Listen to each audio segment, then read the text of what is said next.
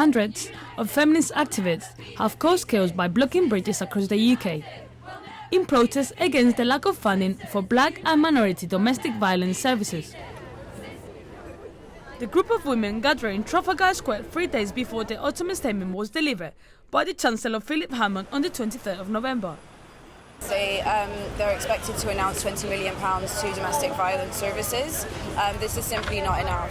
When refuges across the country are shutting down, when 4 out of 5 black and minority ethnic women are being turned away from refuges at the time where they're most likely to experience domestic homicide, when migrant survivors with no recourse to public funds are being told that they either have to stay in a violent relationship or face homelessness, deportation or death, 20 million is a drop in the ocean for these services, and we're here to demand more. In 2015, Women's Aid reported that 2 in 3 survivors of domestic violence are turned away when approaching them to safety. The reason? The lack of space and funds. We demand safety over papers. We are here to demand long-term funding for domestic violence services. Survivors are not safe without secure funding plans, and right now they have been plunged into chaos by the Conservative government's austerity measures. Every domestic violence service is a lifeline, and as more services close, more sisters will die.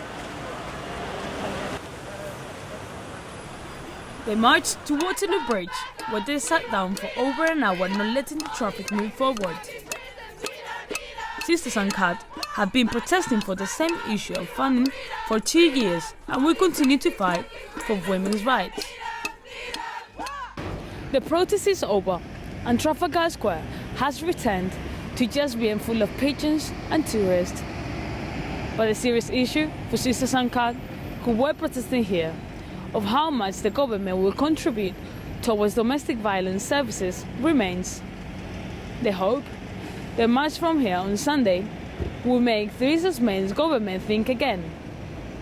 Coralie Ayala, Trafalgar Square, Westminster News.